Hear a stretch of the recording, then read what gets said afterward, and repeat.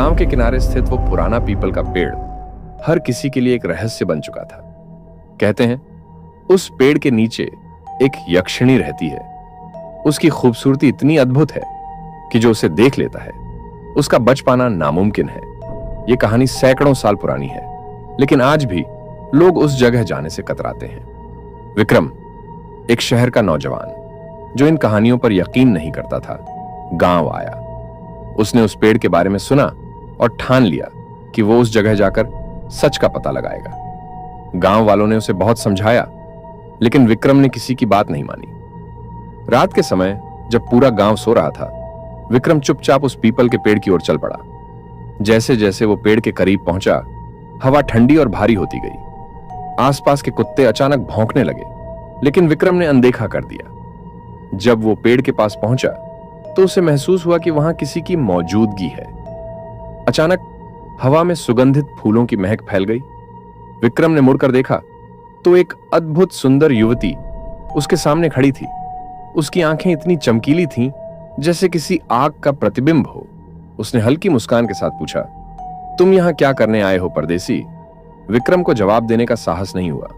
वो बस उसे देखता रहा। वो युवती धीरे धीरे उसके पास आने लगी।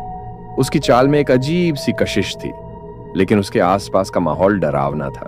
विक्रम ने सोचा, क्या ये वही यक्षिणी है जिसके बारे में लोग कहते हैं? तभी वो युवती अचानक से हंस पड़ी। उसकी हंसी ऐसी थी जैसे हजारों भूत एक साथ चीख रहे हों। विक्रम ने भागने की कोशिश की, लेकिन उसके पैर जमीन में जैसे जकड़ गए थे। वो युवती अब उसके बेहद करीब थी। उसकी चमकती आंखें विक्रम की आत्मा को चीर रही थीं। उसने कहा, तुमने मुझे देख लिया है, अब तुम मेरे पास हमेशा के लिए रहोगे। और तभी विक्रम की चीखें पूरे जंगल में गूंज उठी। सुबह गांव वाले उस पीपल के पेड़ के पास पहुंचे। वहां सिर्फ विक्रम का खाली जूता पड़ा था। कहते हैं यक्षिणी उसे अपने साथ ले गई। वो पेड़ आज भी खड़ा है और उसकी शाखाओं के नीचे यक्षिणी की खूबसूरती का जाल हर किसी का इंतजार कर रहा है। तो अगर आप कभी ऐसे पेड़ के पास जाएं तो संभल कर, क्योंकि यक्षिणी कभी माफ नहीं करती। क्या आप यकीन करेंगे अगर मैं कहूं कि इस दुनिया में एक ऐसा गांव है जहां जिंदा इंसान नहीं बल्कि मृत आत्माएं रहती हैं? यह कहानी है उस गांव की जिसे लोग शापित गांव कहते हैं। यह गांव किसी दूरस्थ पहाड़ी इलाके में है जहां जाने की हिम्मत शायद ही कोई करता हो। इस गांव का नाम है कालीधरा। यहां पर जो भी गया वापस लौटकर नहीं आया। कहा जाता है कि रात के अंधेरे में यहां एक अदृश्य शक्ति मंडराती है जो हर आने वाले को अपने शिकंजे में ले लेती है। दो दोस्त अरुण और समीर इस गांव के बारे में सुनकर वहां जाने का फैसला करते हैं। दोनों को भूत प्रेत की कहानियों पर यकीन नहीं था। वे इसे सिर्फ एक अफवाह मानते थे। जब वे गांव पहुंचे तो वहां का माहौल अजीब था। पूरा गांव सुनसान था। एक भी इंसान नजर नहीं आ रहा था। मकानों की खिड़कियां टूटी हुई थीं और दीवारों पर अजीब सी लाल निशानियां थीं। अरुण ने कहा, यार ये जगह तो सच में डरावनी लग रही है। समीर ने मजाक में कहा, डर मत भाई, ये सब सिर्फ पुराने घरों का हाल है, कुछ नहीं होगा। जैसे ही रात हुई उन्होंने एक पुरानी हवेली में रात गुजारने का फैसला किया। हवेली में कदम रखते ही उन्हें एक ठंडी हवा का झोंका महसूस हुआ। अंदर अंधेरा था, लेकिन अचानक एक लालटेन खुद ब खुद जल उठी। अरुण और समीर एक दूसरे को घबराई नजरों से देखने लगे। तभी एक धीमी आवाज आई, जैसे कोई महिला गा रही हो। समीर ने कहा, यहां कोई है? लेकिन जवाब में सन्नाटा था। आधी रात को अरुण को लगा कि कोई उसके पास खड़ा है। उसने जब पलट कर देखा तो एक अधजली औरत का चेहरा सामने था। उसकी आंखें लाल थीं और उसका मुंह फटकर कान तक खुला हुआ था। अरुण ने चिल्लाते हुए समीर को जगाया। दोनों भागने लगे, लेकिन जैसे ही दरवाजे तक पहुंचे, दरवाजा खुद ब खुद बंद हो गया। सुबह किसी तरह वे दोनों गांव से बाहर निकलने में कामयाब हुए। रास्ते में उन्हें एक बूढ़ा आदमी मिला जिसने बताया कि कालीधरा गांव पर एक शाप है। 50 साल पहले इस गांव के सभी लोग एक धार्मिक अनुष्ठान के दौरान मारे गए थे। आत्माएं अब भी शांति की तलाश में हैं, लेकिन जो कोई उनके गांव में कदम रखता है वो उनकी कैद में फंस जाता है। अरुण और समीर ये सुनकर हक्के बक्के रह गए। उन्हें समझ नहीं आ रहा था कि वे जिंदा कैसे बच गए, लेकिन क्या वे सच में बच पाए थे? इस घटना के कुछ दिनों बाद अरुण और समीर दोनों अपने अपने घरों में रहस्यमय परिस्थितियों में मरे पाए गए। उनकी आंखें खुली हुई थीं और चेहरों पर खौफ था। शायद कालीधारा गांव ने उन्हें कभी जाने नहीं दिया था।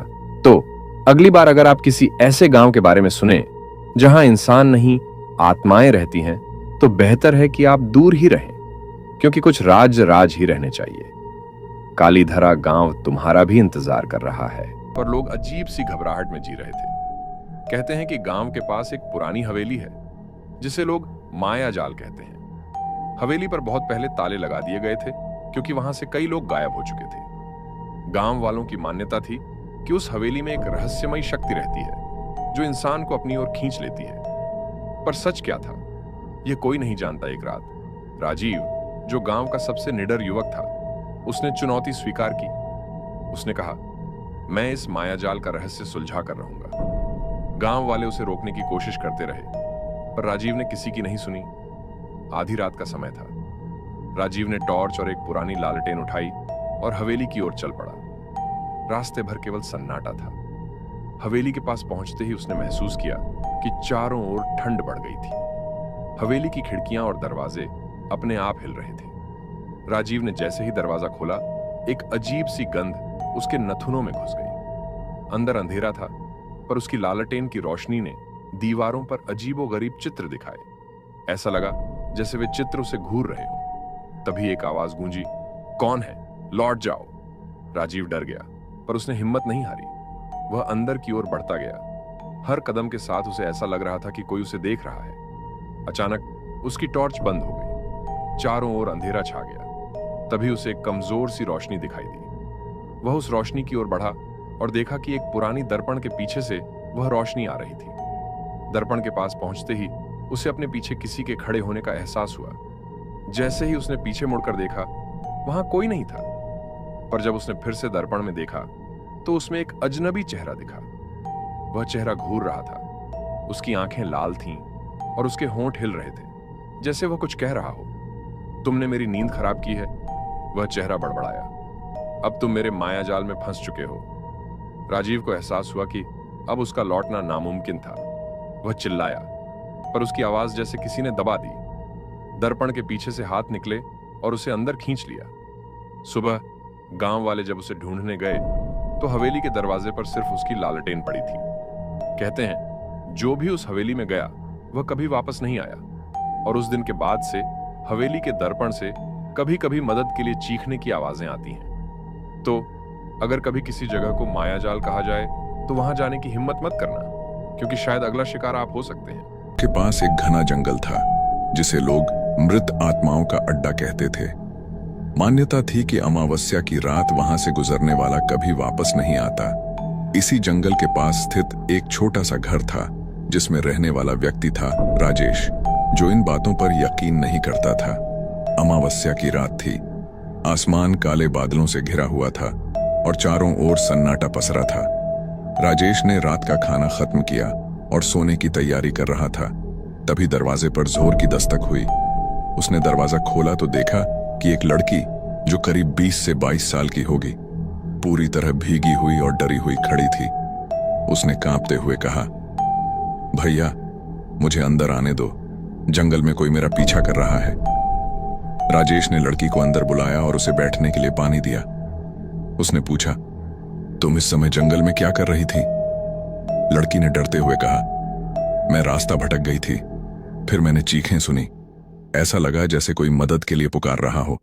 मैं उस आवाज का पीछा करती रही, लेकिन वो आवाज और गहरी होती गई। राजेश को उसकी बातों पर यकीन नहीं हुआ।